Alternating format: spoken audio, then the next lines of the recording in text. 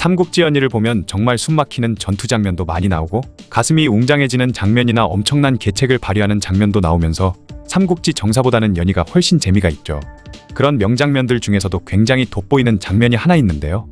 당시 하북을 평정하고 형주로 눈을 돌린 조조가 노리는 건 바로 유비였는데, 제갈량은 오나라와 조조를 싸움 붙이기 위해 오나라를 설득하러 그곳으로 갔고, 당시 오나라는 전쟁에 피바람을 일으키지 않기 위해 수많은 신하들이 항복하자는 주장을 하고 있었습니다.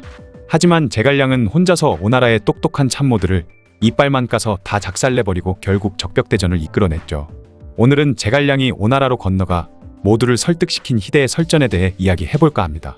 다만 이 설전은 삼국지 연의에서 나오는 허구의 사건으로 실제로 제갈량이 오나라에 가서 동맹을 성사시키긴 했지만, 이렇게 디테일한 내용은 재미를 위해 만들어낸 이야기이므로 재미로만 봐주시면 될 것 같습니다.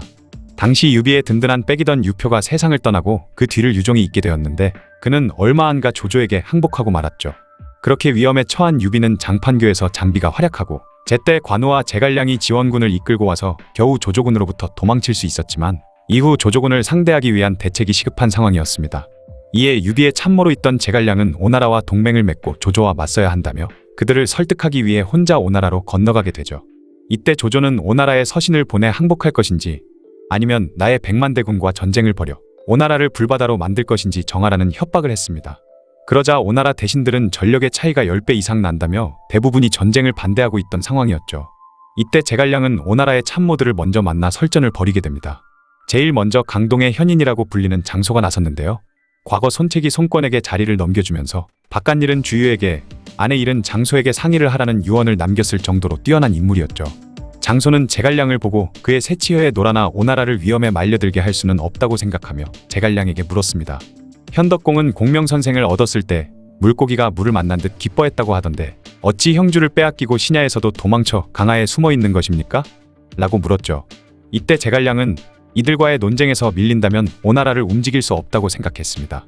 그리고 만약 주군께서 형주를 빼앗으려 했다면 쉽게 뺏을 수 있었지만 돌아가신 유표님과는 동종의연을 맺었기에 인의를 중시하는 주군께서 나라의 불행을 틈타 영지를 탈취하는 일은 차마 하지 못했던 것입니다. 라고 답변했죠.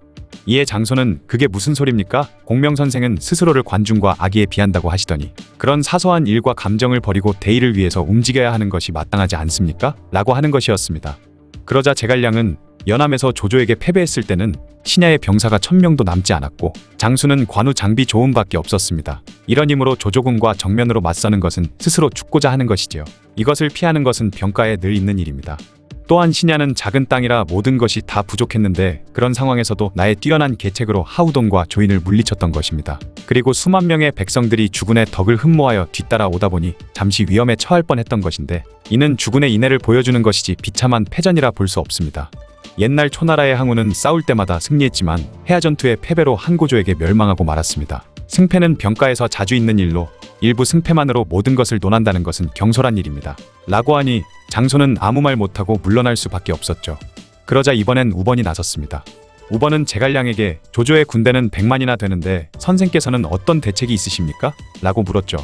그러자 제갈량은 100만이라고 하지만 실제로는 7, 80만 정도밖에 되지 않을 것입니다. 그리고 원소를 멸망시키고 받아들인 군사들과 형주의 군사들을 합친 숫자라 오합지졸에 불과하니 두려워하지 않으셔도 됩니다. 라고 대답했습니다. 그러자 우번이 하하 웃으며 이상하네요. 조조에게 처참하게 패배하고 다급하게 강하로 도망가서 할 수 없이 남의 도움을 빌리면서 두려워할 것이 없다니 이게 무슨 말이요? 라고 되물었죠. 그러자 제갈량은 죽은 유비님의 군사들은 인의가 있지만 겨우 수천 명에 불과합니다. 숫자로 적군 100만 대군과 맞서기엔 무리가 있어 강하로 물러나 때를 기다리고 있는 것입니다. 저희에 비해 오나라의 군사는 정예병에다가 식량도 넉넉하며 장강이라는 지리적 우위도 점하고 있으면서 주군에게 항복을 권하는 것은 비겁하기 짝이 없는 노릇 아닙니까?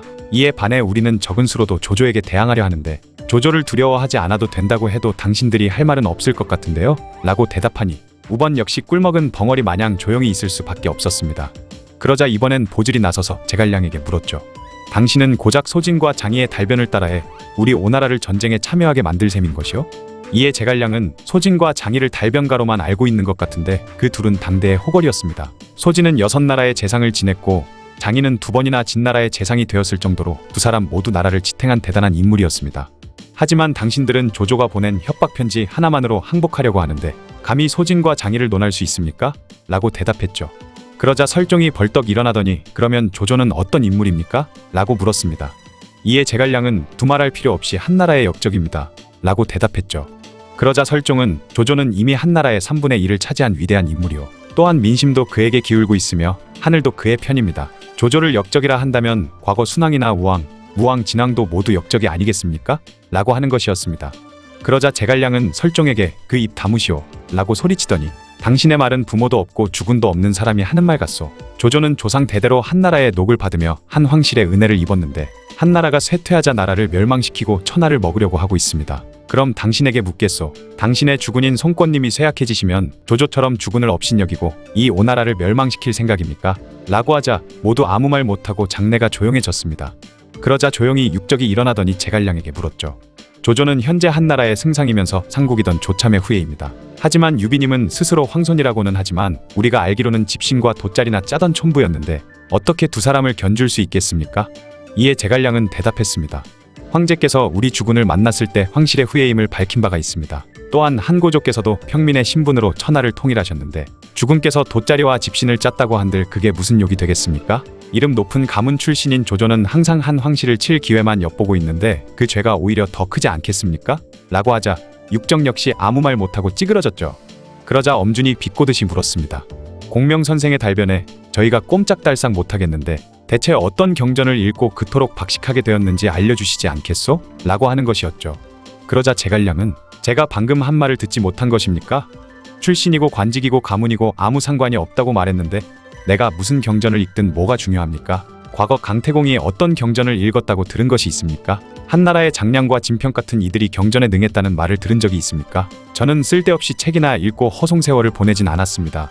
라고 대답했습니다. 이때 갑자기 한 인물이 호통을 치며 들어왔죠. 그는 바로 황계였습니다. 황계는 오나라의 참모들을 보고 꾸짖듯이 말했죠. 당대의 영웅이신 공명선생을 모시고 이 무슨 짓들입니까? 적을 물리칠 생각은 안 하고 손님에게 이상한 질문만 해대다니 부끄럽지 않소? 이는 주군의 얼굴에 먹칠을 하는 거나 다름없습니다. 라고 했습니다. 그리고 제갈량은 황계를 따라 오나라의 군주 송권을 만나러 갔죠. 그렇게 무기 없는 싸움을 하게 된 제갈량은 오나라 참모들의 항복 주장을 수려한 말발로 모두 눌러버린 것이었습니다. 하지만 끝판 대장이 남아있었으니 그는 바로 주유였죠. 제갈량은 노숙과 함께 주유를 만났는데 노숙이 조조군을 어떻게 할 것이냐 묻자 주유는 항복을 해야 할 것 같다고 말하는 것이었습니다. 그러자 제갈량의 대답 역시 주유의 말이 맞는 것 같다고 말하며 항복을 하면 전쟁의 화마도 피할 수 있고 지금처럼 잘 먹고 잘 살 수 있을 것이라고 하는 것이었죠. 그리고 나서 제갈량은 주유에게 싸우지도 않고 항복하지도 않고 조조군을 철수하도록 하는 방법도 있습니다. 라고 말하는 것이었습니다. 노숙과 주유는 깜짝 놀라며 그 방법이 무엇인지 물으니 제갈량은 그 방법은 바로 오나라에 있는 대교와 소교라는 미인을 조조에게 선물로 바치는 방법입니다. 과거 동작대를 지으면서 조조는 무슨 수를 써서라도 그 두 미인을 자신의 것으로 만들어 동작대에서 평생 즐기고 싶다고 말했다고 합니다. 라고 대답했죠. 그러자 주유는 갑자기 버럭 화내며 조조에게 쌍욕을 하면서 결전을 다짐하는 것이었습니다. 그 이유는 바로 대교는 손책의 아내였고 소교는 자신의 아내였던 것이죠. 그렇게 오나라는 결국 유비와 동맹을 맺게 되었고 얼마 안가 적벽대전이라는 전세계 역사에 이름을 남기게 된 대전쟁이 벌어지고 만 것입니다. 이 이야기는 나관중이 지어낸 소설에 불과하지만 대화 내용들이 정말 디테일하고 제갈량의 수려한 말발에 가슴이 웅장해지는 것 같네요.